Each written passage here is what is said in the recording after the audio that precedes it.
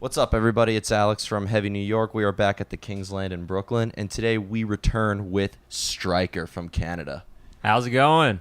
It's great to have you guys here. A double dose of Canada. Archspire kicked ass last night, and I know that you guys are from like a similar region, so...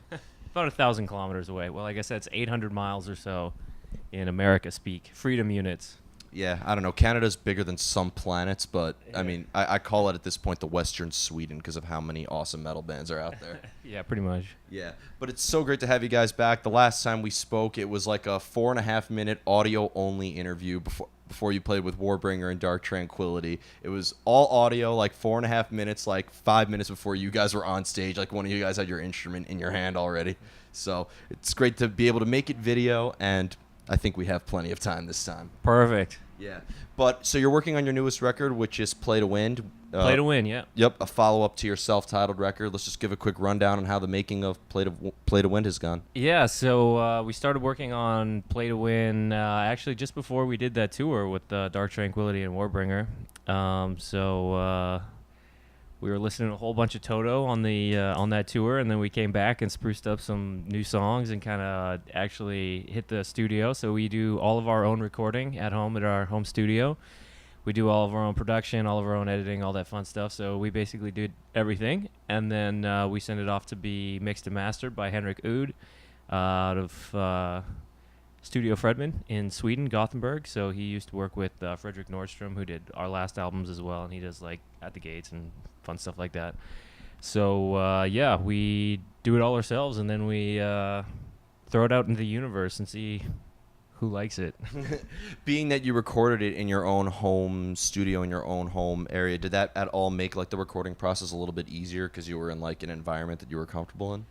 Yeah, well, it's pretty nice to like wake up, roll over to your computer in your underwear, and like turn it on, get Pro Tools cooking, and be like, oh yeah, that take I did last night did suck.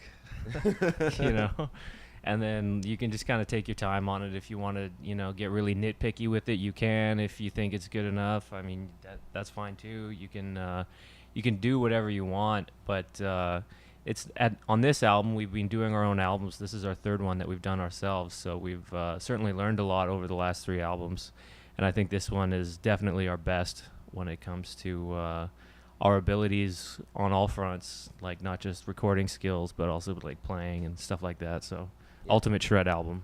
Do you take like a new approach to every album you make, or like do you kind of have like a template that you guys stick with making music? Usually we just kind of, everybody likes to write music, so we just kind of write music, and then when we have a whole bunch of songs, we kind of sit down and we say, we kind of have like a meeting where we rank all the ideas that we have, so like different little demos, maybe it's just 1 or 2 riffs, maybe it's a full song complete with lyrics and solos, who knows. And we kind of just rank everything, and we take the best songs and we go, okay, those are the best, let's work on them. Maybe it's 15 songs, let's whittle it down to the best, album length.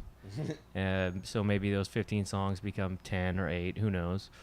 And then from there, we after we select the songs, we're like, okay, let's record them, and then we record. Are you ever worried that like the songs you may have taken out or something are going to end up on like a B-side record and just be the biggest hit you guys ever had? Well, some of the songs that ended up on this album, our new album, Play to Win, were songs that we didn't feel were ready to be played or recorded on like Stand in the Fire and the self-titled album. So sometimes just because a song isn't, or an idea isn't, maybe it's not scoring so high when we do like a little sit-down thing, maybe the idea just isn't fully fleshed out, or it wasn't, you didn't have a complementary idea to really make it work. So a lot of times, a lot of songwriting, you have a good idea, and then in your head maybe you have the rest of the song, but it's hard to flesh it out and actually get it out. So sometimes you need to take a few kicks at the can to get it right. So you with Play to Win, you definitely have some like older songs that you're bringing in there, but more adjusted and maybe better than when you first started noodling around. Yeah, totally. Yeah. Now, What I was curious about with Stryker is somebody, when I first saw you on the Dark Tranquillity and Warbringer tour, I thought every instrument really counted in your band. There are some bands that are a little more vocal driven. There are some bands that are a little more percussion driven. But I really think that everything works so well together. Is there ever something that always comes first when making new music? Well, we're all guitar players, so that's probably where most of the songs start. Okay. We all like to shred, so everybody would rather be a guitar player than whatever instrument. So I lucked out. I actually get to play guitar. Woo! Famous saying, when we interviewed the Melvins, they actually said that most bass players were just frustrated guitar players. Yeah, all bass players are just guitar player rejects mostly. Ooh, I mean, I mean, going back to Archspire, I saw that guy freaking shredding like Joe Satriani on the bass. So, Well, just imagine what he can do on guitar. I mean, he said it, not me. If Archspire, if you're watching this, but no, being that everybody in the band does play guitar, do you like have like a solo written and you write like the music according to that, or is there like a rhythm chord progression that you write over? No, it's just kind of. Often it's just kind of like you get the bare bones of the song on guitar and then kind of fill it up. That's what we've been doing. I mean, like I said, we're all guitar players and we're all kind of, guitar centric. We've tried experimenting with writing other instruments first, like starting with the drums or, stuff like that. Or starting with the vocals is a big one that we want to try to do more of, because oftentimes the vocals are the most important thing. So, yeah, it's just trying different ways of writing. Awesome. Now, one thing I was really curious about is the last time as I mentioned, the last time I saw you for the 10 millionth time was on the Dark Tranquillity and Warbringer show, and I feel like that this tour that you're now on with Unleash the Archers is fairly different a little bit to an extent. I think both fan bases can appreciate both, but seeing you guys having a really awesome power metal and thrash metal and classic rock vibe to you guys, playing with a band like Unleash the Archers and playing with a band like Dark Tranquillity, do you notice maybe a different audience depending on who you play with? Yeah, for the most part. I mean, we have so many albums now that we can tailor our set to whoever we're playing with to some degree. So, we know that. I mean, we've been playing with Unleash the Archers since both bands, our band and their band, started. Basically, You guys are from the same area, right? Yeah, pretty much. We're both from Western Canada, so. Okay. I mean, we've been playing shows for a long time, so we know what they do. We know what we do, obviously, and at least in Western Canada, I mean, we know those people who are coming out to shows. So we're assuming it's a lot of the same people, and for the most part, it is those same kind of people. So yeah, we can. I mean, yeah, each band has their own fans that come out to shows for sure, but we're a pretty diverse band, and we're also really good with hyping up the crowd and getting them involved and stuff. So that's our big thing. So usually we can win over most crowds. Awesome. And you mentioned that you kind of adjust your set list depending on what audience you're playing in front of. Yeah, totally. So you have the heavier songs on a Dark Tranquillity set, and maybe the more thrashy songs on a tour like this one. Yeah, totally. Well, we know Unleash the Archers has some sort of catchier 4-minute songs sprinkled in, and so do we, obviously. So we're like, hey, yeah, it's time to toss in those catchy boys. Some bands do the complete opposite to piss the other bands off. I remember, I think it was when I met Between the Barrett and Me, they said that they opened for Lamb of God and they only had a 20-minute set, so they only played their 20-minute long song on there. Perfect. Yeah. And one other question I'd like to ask you is kind of going back to what we were talking about before, but obviously I know Canada is a huge country, but Western Canada being home to you guys and Unleash the Archers, and then, with a band with an area like Montreal with Beyond Creation, Big Brave, Central with Threat Signal and Archspire and Critopsy, Gorguts, you name it. I mean, depending on what city you're from in Canada, you said you're from the Vancouver area? We're from Edmonton. Oh, Edmonton. No one else is from there. Oh, really? It's just us, basically. Wow. So was there kind of a scene that you guys kind of cut your teeth in, or traveling around Canada, that there are metal capitals out there? Absolutely. I mean, Edmonton is and always has been a pretty strong music city. I mean, it's always on all the tour stops. I mean, basically every single tour in North America stops in Edmonton because so many people go out to shows and tons of people buy merch and stuff. So it's a really good environment. But when we were sort of coming up, everybody in Edmonton and basically everyone in Canada was in like a tech death or like a black metal band. So we were the power metal jelly in the black metal sandwich at basically Wow. every single show, which was always, it was kind of funny going out to different shows, and especially if it was our first time in a city, people would just be like, "Oh, you're some like hair metal posers," and then we go out there and we were kick ass, and then they're kind of like, "Oh, well, I just want to be grim, and no one really likes my music," so it's kind of funny, playing on all these weird bills, especially when we were younger, and nobody knew who we were, and then seeing what bands go where.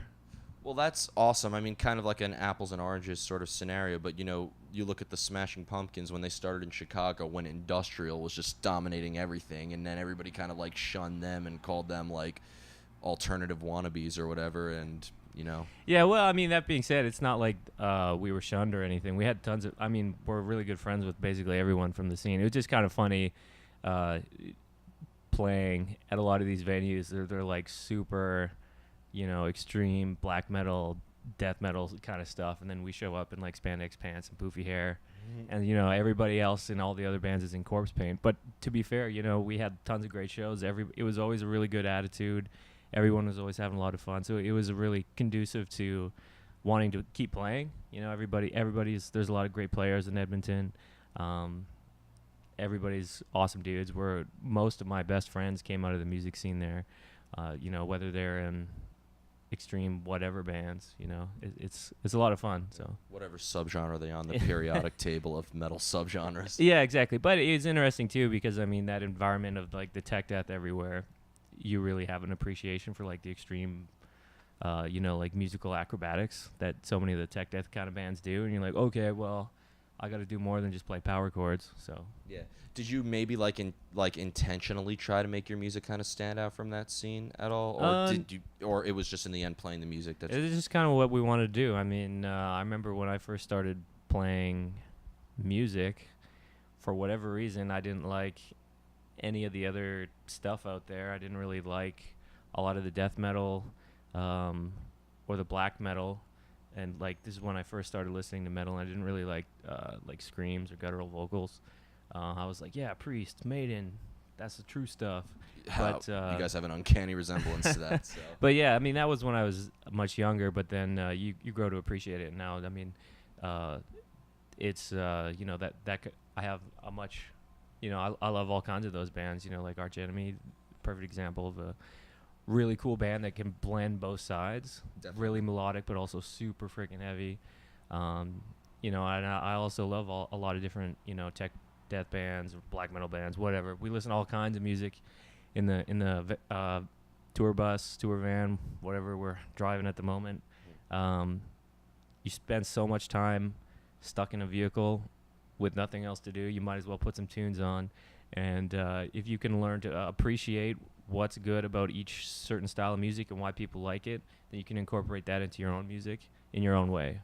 Of course, and I think that speaks, like, I know that in addition to Dark Tranquillity and Warbringer, you're doing Unleash the Archers now, but you're also on 70,000 Tons of Metal, which, everybody there loves, like, that European style of metal, and, you could almost play with, like, a more, like, modern-day rock band with a band like Skillet or something like that. Who knows? I think you guys totally have the best of both worlds in that aspect. Yeah, well, especially recently. I mean, this is our 6th album, Play to Win, coming out in October, and we've already done basically, 5 speed thrash metal albums, whatever you want to call them.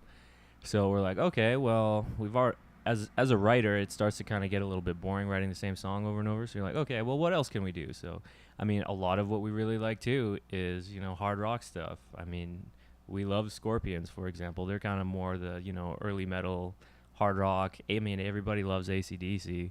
Yeah. There's something special about it. So it's like, okay, well, why is it so compelling? Why do so many people like it?